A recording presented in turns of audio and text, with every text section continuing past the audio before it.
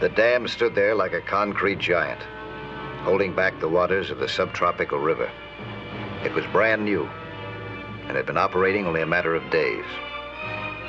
Silhouetted against the sky, its power lines transmitted power for new industrial plants and light over the villages and cities.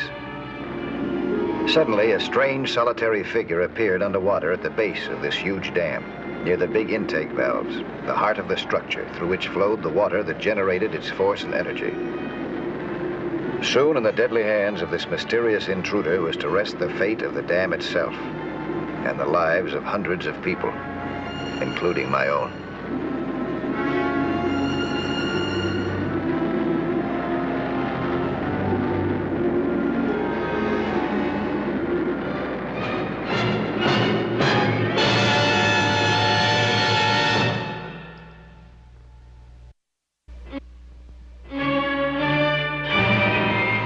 I'd received a call from the local office of the American company which had built the dam. It was urgent. They asked me to come prepared to travel immediately. This dam means a lot to us, Nelson. We're proud of it. Sort of a pet project. We built it despite flies, heat, rain, no roads, unskilled labor. But it means more to the people down there. It's a small country and they're dirt poor. This project will wake up their whole economy, bring them some decent living. It'll make them our friends. We don't want to see that dam hurt. See how isolated it is? Ah, boy, I'll say. That's right in the middle of the desert. Right. On the surface, it's absolutely secure. Oh, minor things can happen, but nothing big. The dam's like a fortress. Nothing less than an atom bomb could even scratch it. But we may be vulnerable at one point. Underwater? Right. And there have been disturbing rumors that an unidentified diver has been seen in the vicinity. Oh? Call it a hunch, but we need your help. Well, okay. You've got it. Good. I feel better already. When do I leave? I flew all night and the next day on my way south, past the Panama Canal and into the subtropics. Switching over to an amphib, I flew inland to the site of the dam. The lake was a whopper.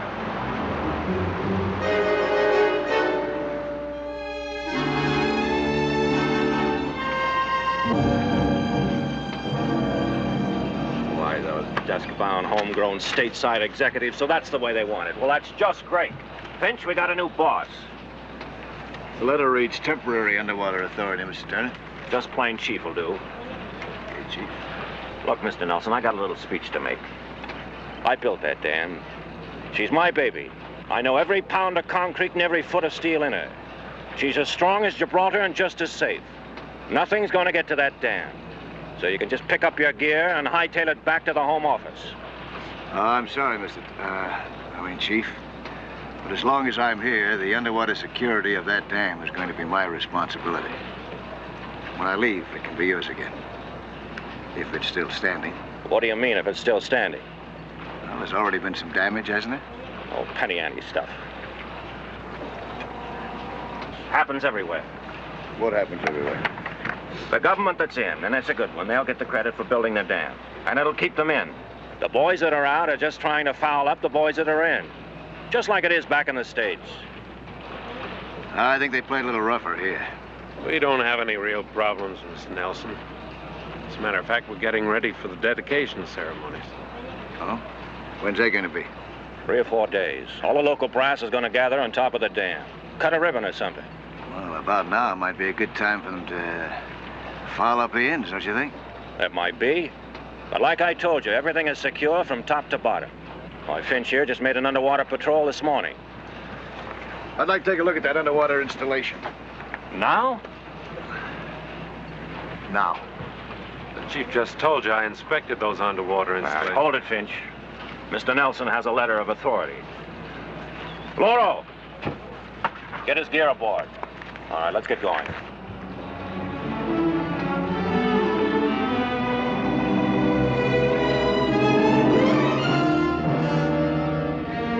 On the way to the dam, I asked some questions concerning its mechanical operation. I got answers, but they were crisp and short. Finch, in particular, seemed to resent my sudden intrusion into his private underwater domain. In a way, I could hardly blame him. The water was cold and remarkably clear. I could see by the way Finch handled himself that he was a top-flight underseaman.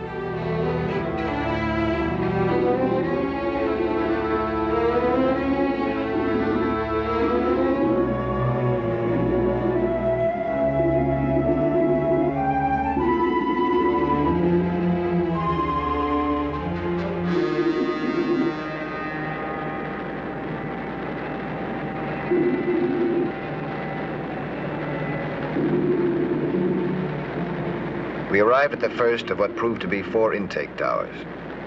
I checked the safety belts, which Finch had reluctantly briefed me on, before we went below. They had been installed so that on tours of inspection, a diver wouldn't be sucked into the intake openings.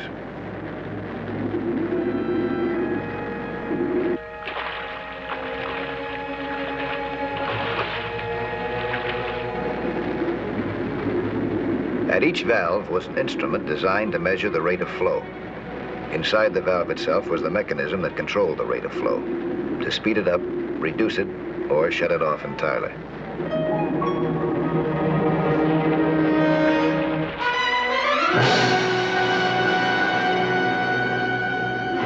I'd been warned about the powerful inward force of the water. Although this particular valve was apparently operating at minimum capacity, the suction was still very strong. Finch's demonstration left very little doubt of that. The safety belt proved to be a welcome friend.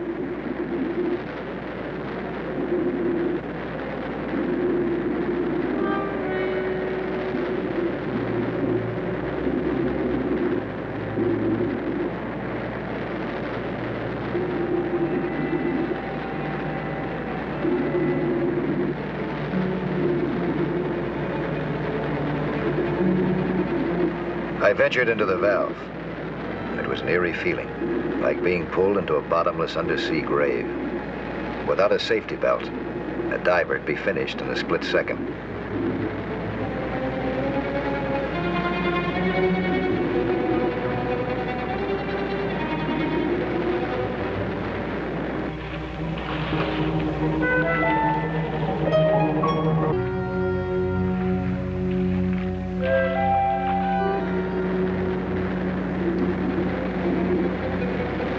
We checked all the valves closely. Apparently, everything was in excellent working order. The dam, from the underwater point of view, was secure for the moment.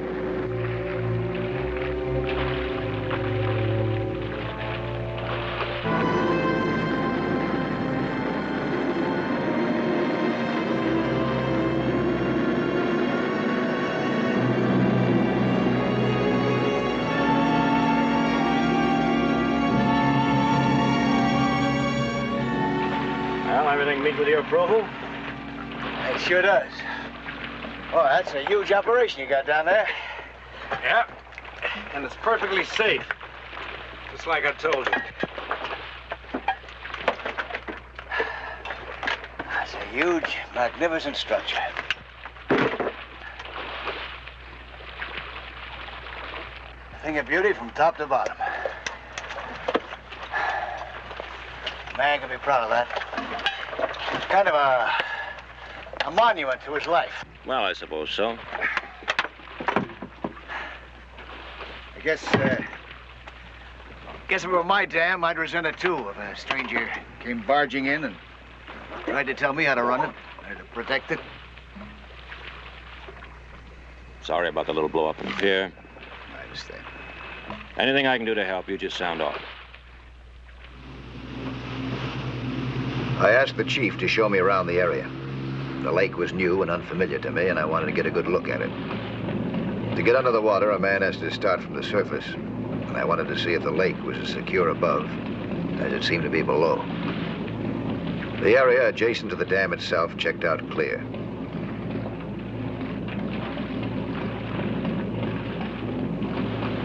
The Palisades were bleak and lonesome. No signs of life.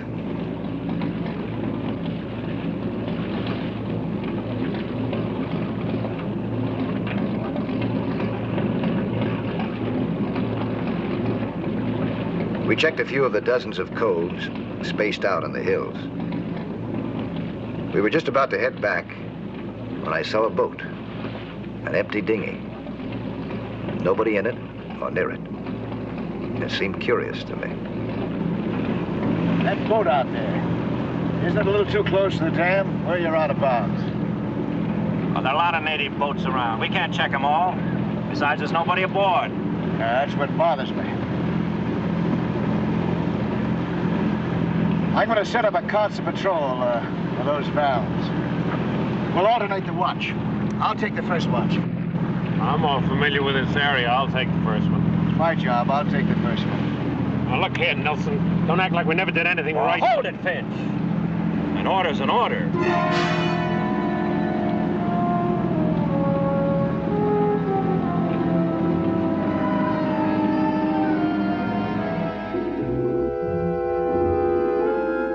On my way to inspect the valves, I swam through a school of piranha. I was mighty glad that I had my wetsuit and gloves on, so I wouldn't arouse their hunger. These deadly little razor-toothed fish can tear a man apart in minutes. The first valve that I checked, something was dead wrong. Hanging from a spike was a large galvanized iron box. Finch and I had just inspected the area, and in the brief time that we were away, somebody had moved fast. I immediately thought of the empty dinghy. I think I knew what was in the box the moment that I saw it. I was almost afraid to open it.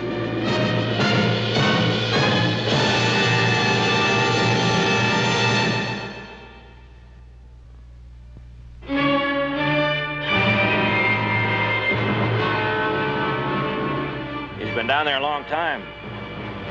Well, maybe he got pulled into one of the valves.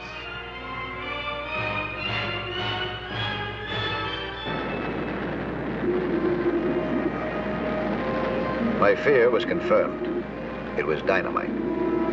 Apparently, the saboteur had gone back for a second load. This was a big dam. He needed a big charge to do his job. I wanted to wait so that I could intercept him when he returned, but my air supply was about exhausted. I removed the dynamite, but left the box so the saboteur wouldn't immediately know that he'd been discovered. I needed every second.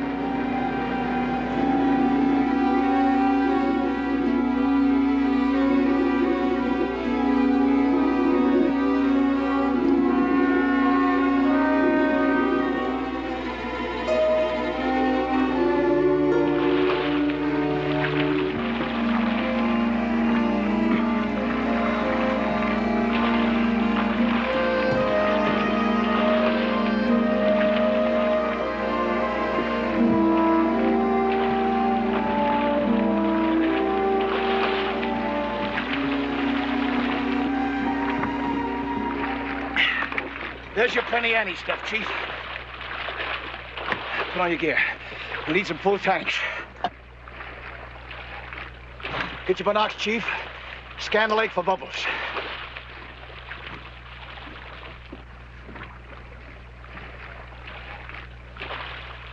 Hurry up with my tanks.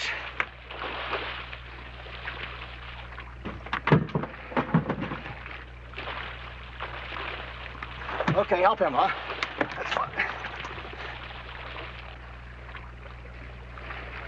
He's working on valve number 4. He's probably on his way back now with another load of dynamite. So we'll head straight for number 4, huh? Why don't we intercept him? No, that's no good. If we miss him, and he gets there before we do, we're in for trouble.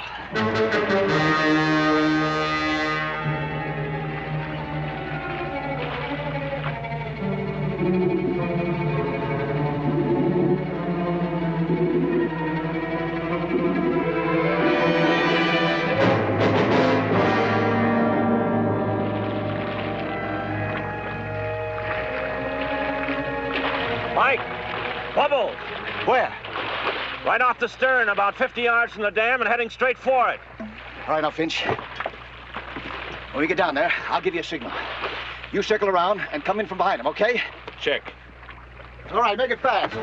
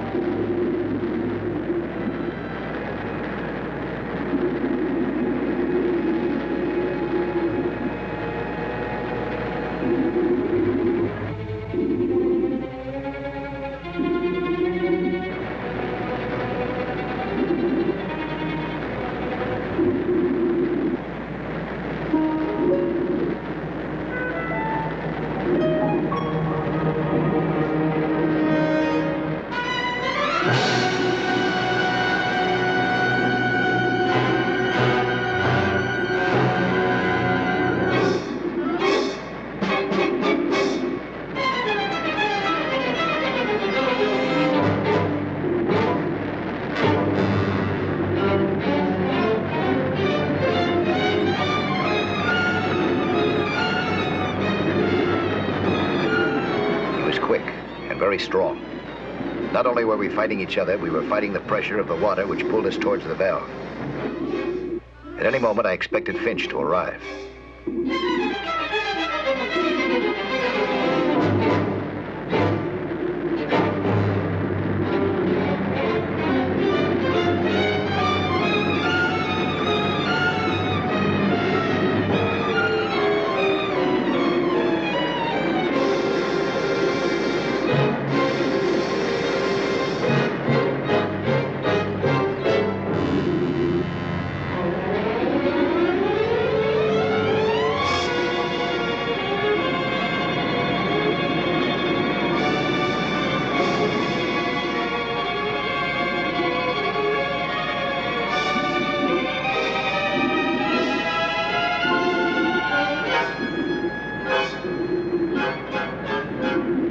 Then I saw Finch, preparing to fire.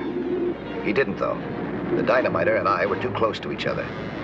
Finch was afraid that he'd hit me, I figured. Suddenly, I felt a pulling motion. The dynamiter had cut his own line, thinking that it was mine, and was being drawn into the valve. I tried to save him, but the inward pull of the water was too strong, and he disappeared into the blackness.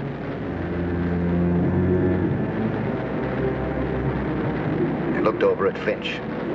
He had the spear gun aimed right at me.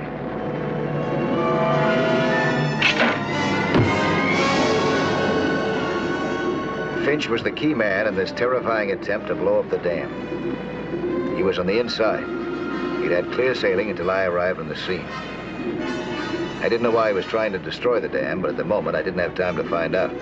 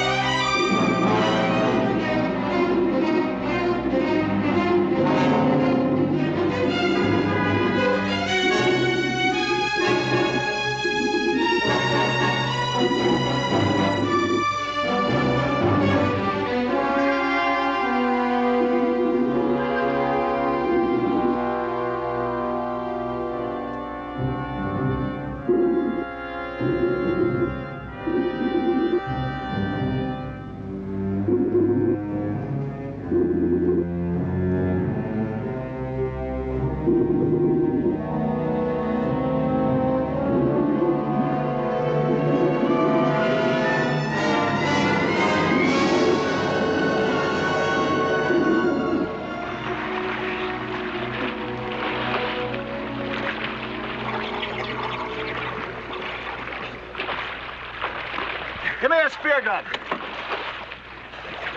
Go back down below. There's more dynamite down there.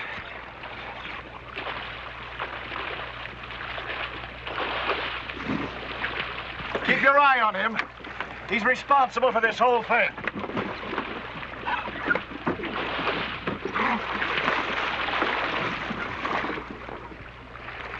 All right. You keep an eye on him. I'm going down to the cabin and get the gun.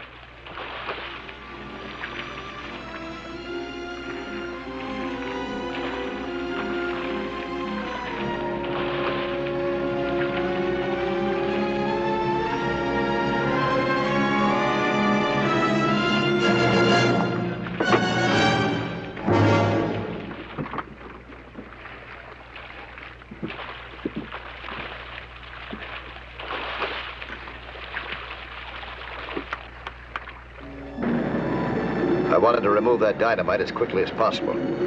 I had to act fast because my air was getting low. It was the final act on a rough day, or so I thought. The day wasn't over yet. I was soon to find that out.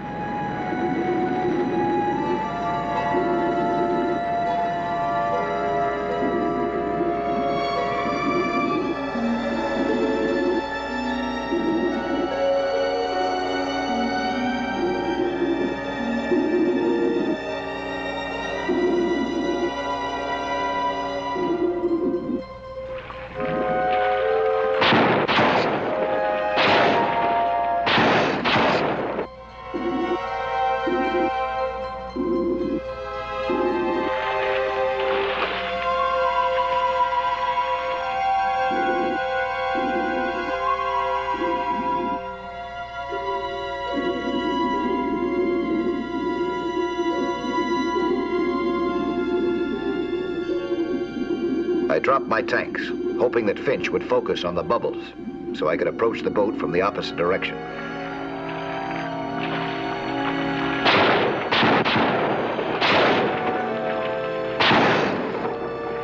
Well, he's about out of air.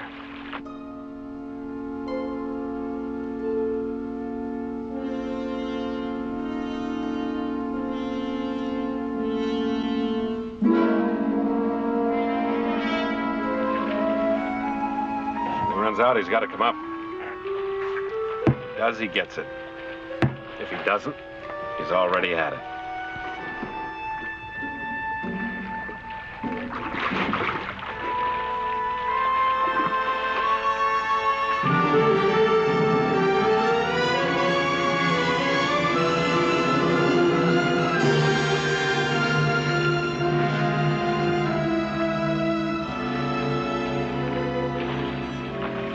He's had it.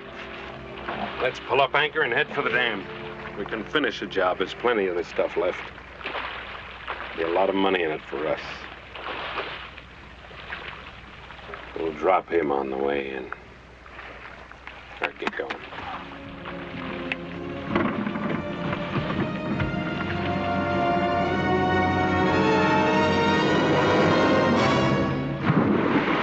I left Lauro floundering around in the lake and looked around for Finch. Hey, how you doing with that anchor up there? Let's get going.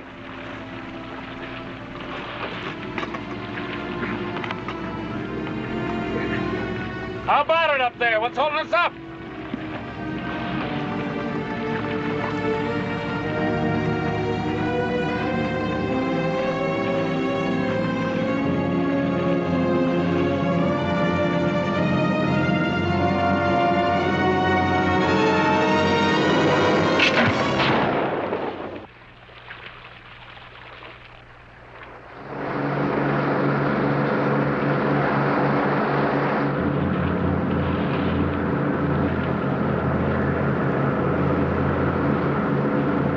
Must have been an awful lot of money involved in all this. Who do you suppose was behind it? The Outs? I imagine so, the way he talked about it. Can't understand it, Mike. I'd have trusted him with my life. I thought he was my best friend. Cheer up, Chief. You've still got your best friend. Huh?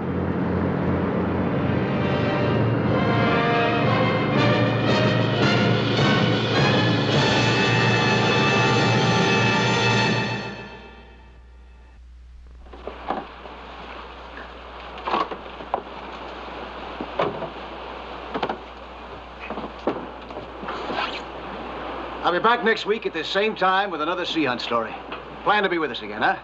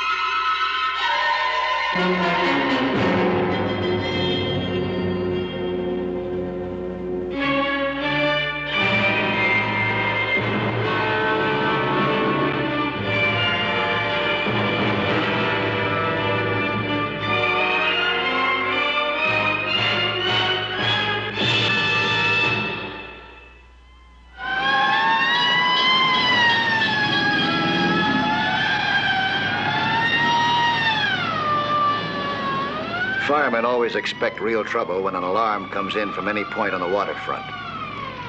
There's probably nothing nastier than a waterfront fire. All sorts of cargo is jumbled together. The flames feed on the worst combinations that a fire department can face, with temperatures so high that the water itself seems to burn. Yet here I was, in water bright from the flames burning over my head. If I had any sense, I would be swimming away from that hell at the water's edge. Instead, I was swimming toward it, hauling a hose, swimming toward one special building within that ring of flame, and wondering why I let myself be talked into this. I'd been warned that it could be a suicide mission, but it was too late now to turn back.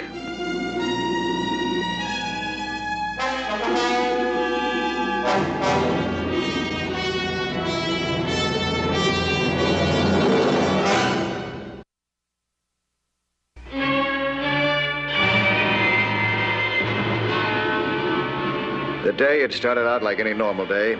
I was making a routine inspection of some underwater cable, looking for spots that showed signs of wear.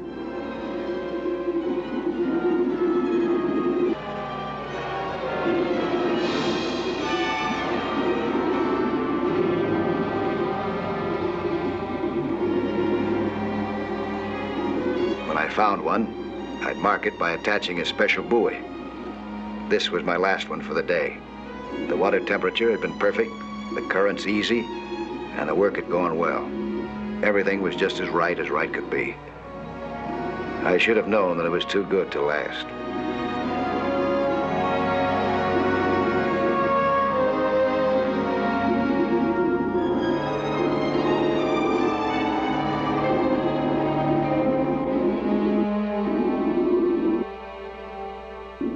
Less than 2 minutes after I reached the surface, I was in an amphibian plane heading back toward the city. There was hardly any time for explanations. All the pilot could tell me was that he had received an emergency call from Jim McVeigh, the head of the fire department. McVeigh had asked him to locate me and bring me in without a moment's delay.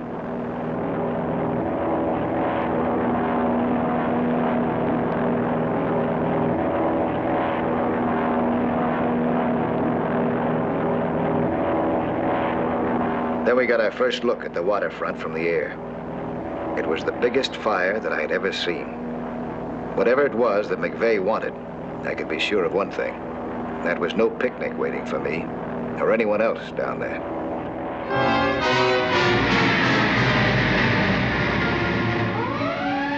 Chief McVeigh had just completed a personal inspection. He hadn't found it encouraging. The situation was getting more desperate by the minute.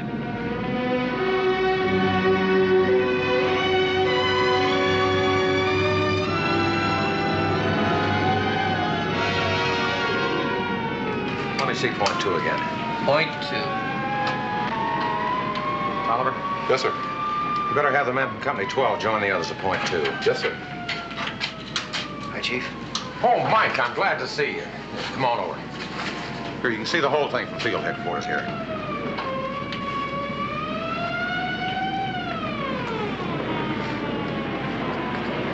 We've got widescreen television cameras now at all the key points. Oh, that's a terrible fire. Tolliver, has Fireboat D been shifted? Yes, sir, but that's as near as it can get. Mike? Look, there's a building right in here with the edge of the water in between these piers, where a chemical supply company stores all the stuff it imports and exports.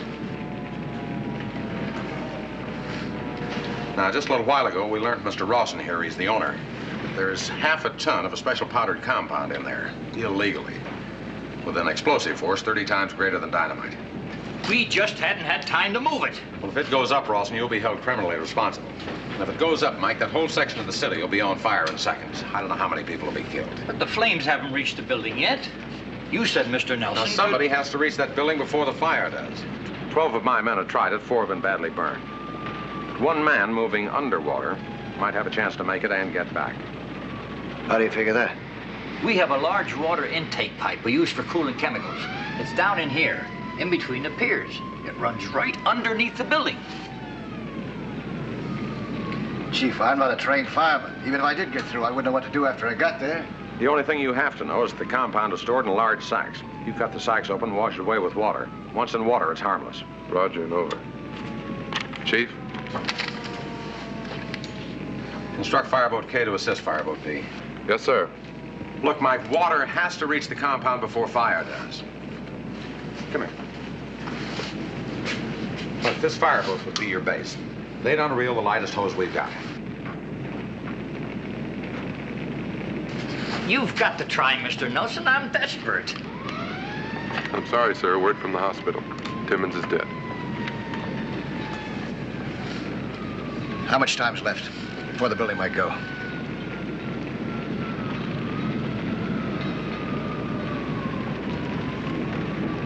The way those flames are moving, I'd say 40 minutes at the most. But I've got to give the evacuation order in 20 minutes. Mike, I've got nearly 600 men working all around this area. A third of them could be killed if I don't make the right decision at the right time. Every man, every piece of apparatus will fall back for blocks. Heaven only knows what'll happen after that. Well, looks like I'm elected. I want to level with you, Mike. If the building goes, and you're still anywhere near, you'd go too. Well, let's hope it doesn't go, huh? Bring in Fireboat E. Yes, sir.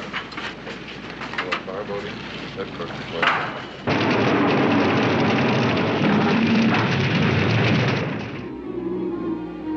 McVeigh was right in his hunch about an underwater approach. It was the only way. The flame and smoke spread over the top of the water was an impassable barrier. I discovered that I could manage the hose fairly well despite the heavy drag. The water helped to buoy it.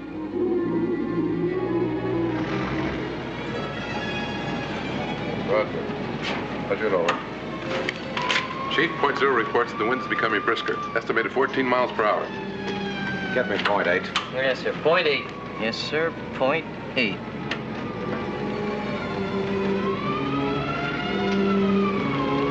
It's the building next to mine.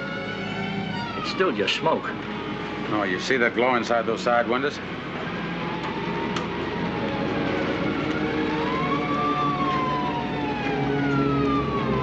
Tolliver, notify all points alert for evacuation. Yes, sir. Condition yellow. I'm sorry, Chief. Does that mean Nelson turns back? Not till we tug back on his hose, that's his signal. You can't let him turn back yet.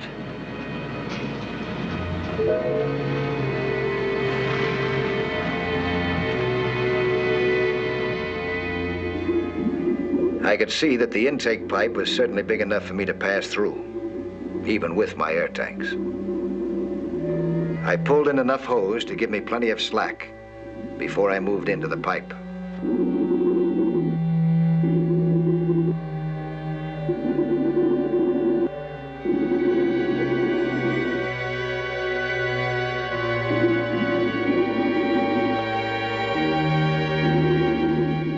I had been warned about the wire screen a few feet inside.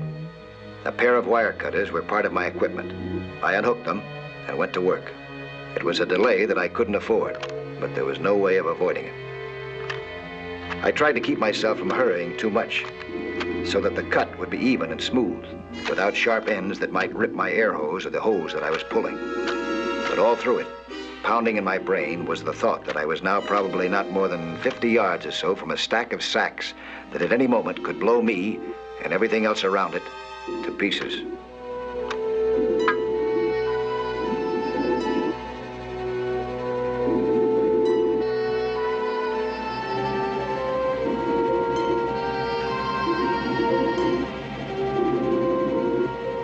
The way was open, but was it a one-way passage?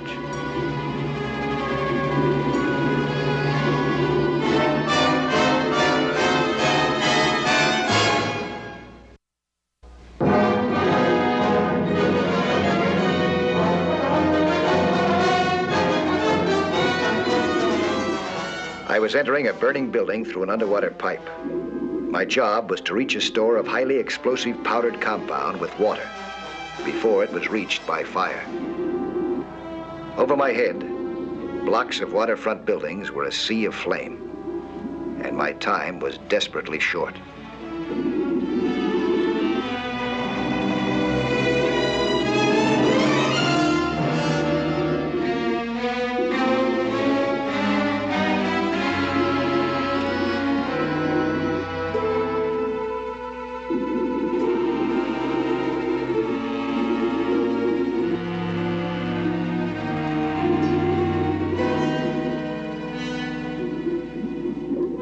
I was making progress. Then suddenly I was stopped. The hose wouldn't move. I wondered whether this was the alarm signal from the fireboat, the signal to get out, and fast.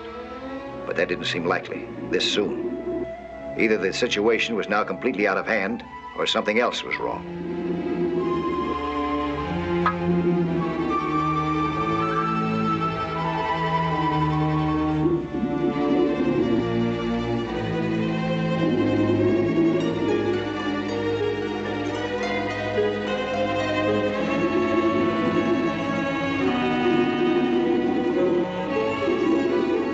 The hose had caught on the fold of the wire.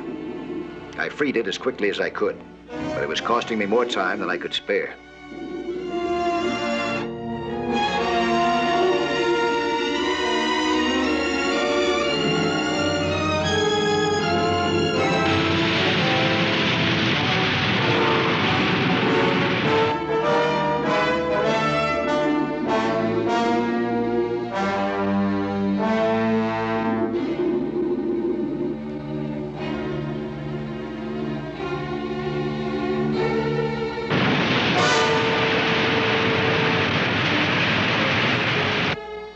I had to make up the time that had been lost by hurrying back at top speed when I should have been conserving strength and air.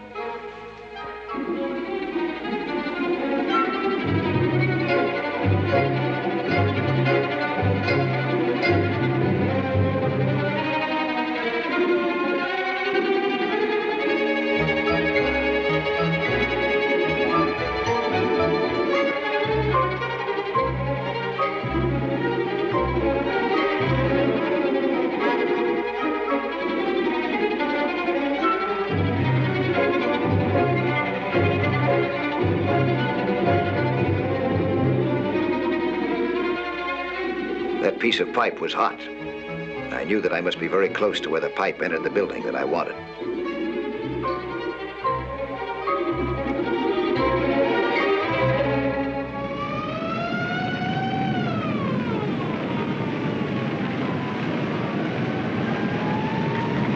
That was Mariner Pier, Chief. It's only a half a block from my building. Yeah, I know. Tolliver, what's the report on Nelson? Fireboat states are still unreeling hose. He must be very close. But the fire's moving so fast. Maybe you should call him back. Maybe we better get out of here, too. Let me have point 14. Point 14?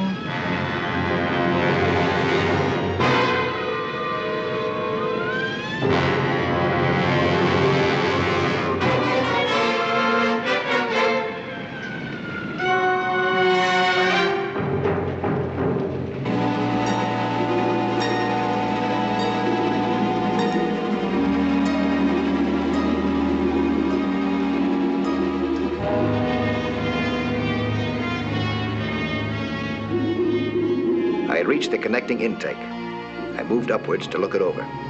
They had instructed me on how to dislodge the covering, but I wanted to make sure that it would yield before I pulled in more hose.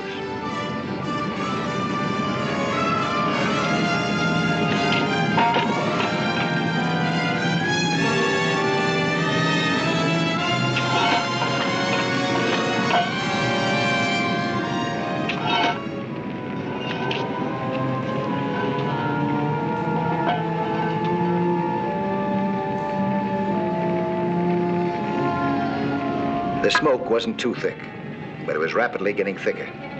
And even in this deep basement, I could hear the distant sounds of flames and crashing buildings. It wasn't reassuring.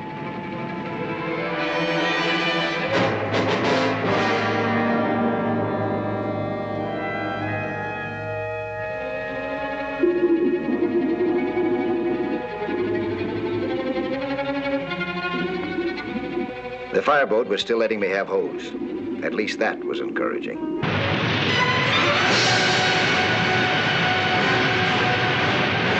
By now, the hose felt like lead. Just pulling it called for maximum exertion, and maximum exertion uses up air much more rapidly.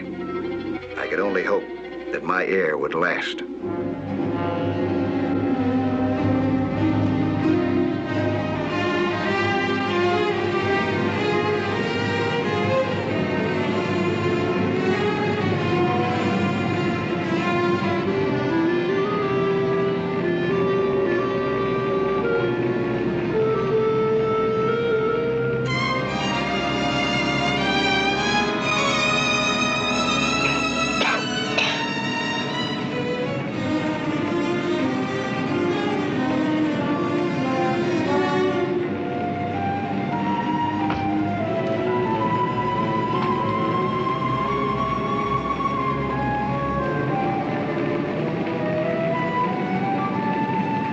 I thought that I might conserve air by not using my tanks in this basement until I absolutely had to. And now the smoke was just too thick. I went back to my own air supply.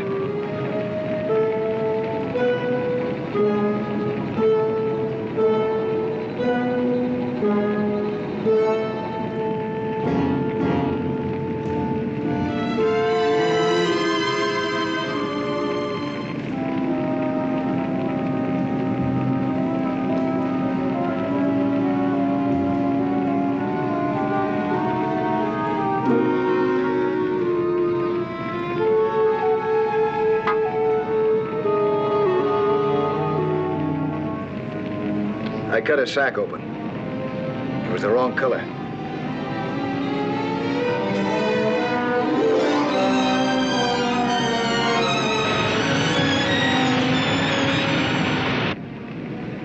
These were the right sacks, stretching back in a long, narrow row.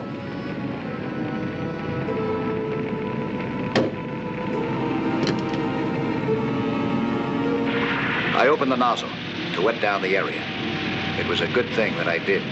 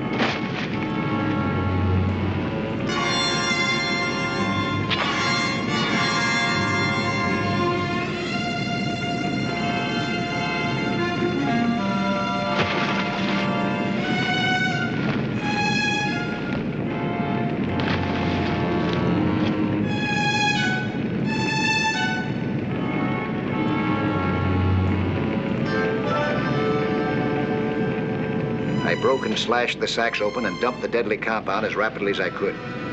I could tell that the sounds above me were becoming louder. There were flames somewhere in this building, and by now, not too far away. I pulled the sacks with a new desperation.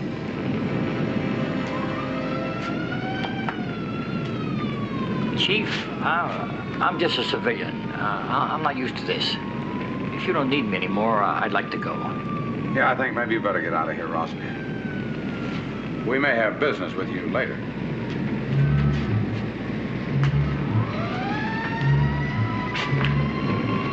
Chief, I think you ought to take a look at point 11 now.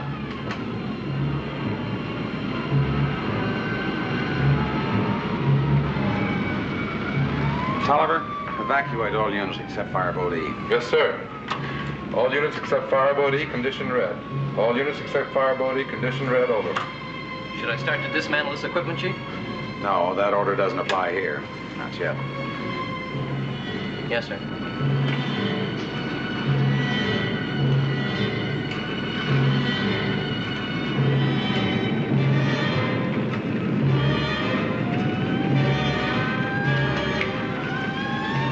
I thought you were going.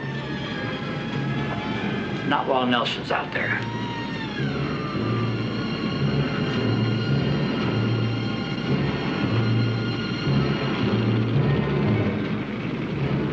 Chief, report from Fireboat E. Nelson's hose has begun to draw water. He must be in the building. And there's still a chance. Shall we cancel condition red? No, Tolliver, that's all it is, just a chance.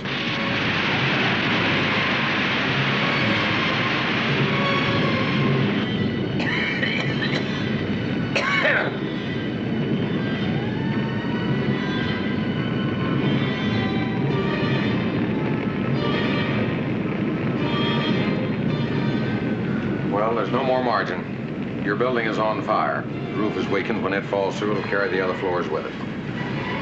Tolliver? Yes, sir. Instruct Fireboat E to give Nelson his retreat signal. The instant he's aboard, they're to pull clear. Yes, sir. Headquarters to Fireboat E. Bring in Nelson. Over. And all three of you beat it. Now. The chief... No, that's a direct order. Go ahead, Ross, and I'll be all right.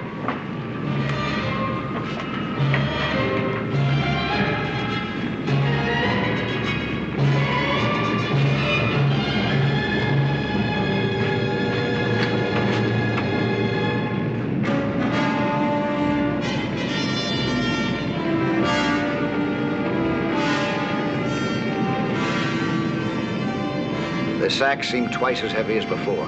My arms ached, but I had made real progress.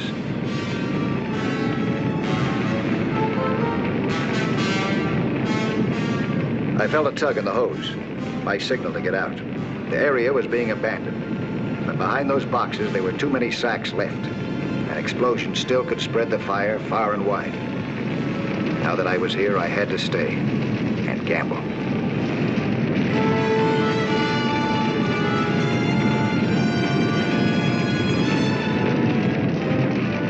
Still no sign of Nelson? Wait exactly 2 minutes. If he hadn't returned, cut the hose free and fall back.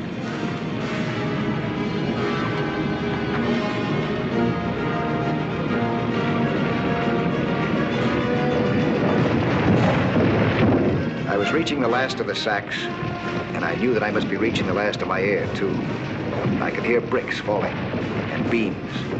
And close above me, something was burning like the devil's front doorstep.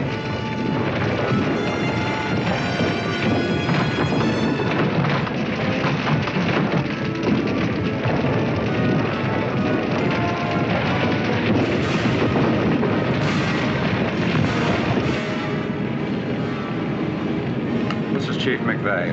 You can disconnect these lines. I'm moving back to point 14.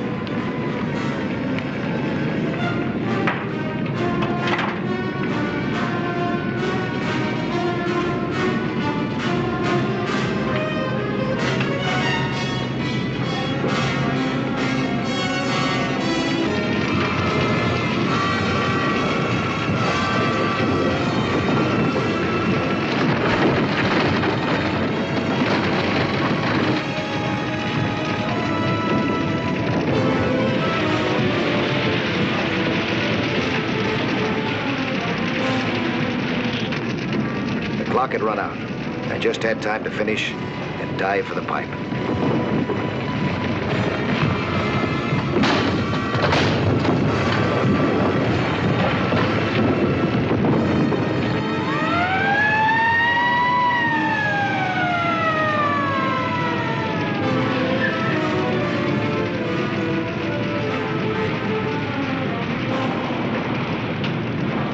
buildings were collapsing, but without an explosion. McVeigh knew that the mission had been accomplished. And there was no happier man in the entire city when he saw my bubbles coming up to the surface, except one, me.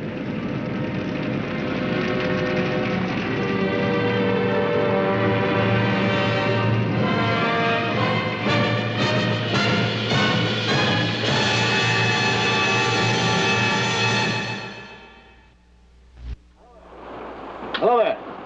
I'm Lloyd Bridges. Skin diving is fun and adventure for young and old, but it can be dangerous. So know the sport well and don't take any chances. Be with you next week for another exciting sea hunt.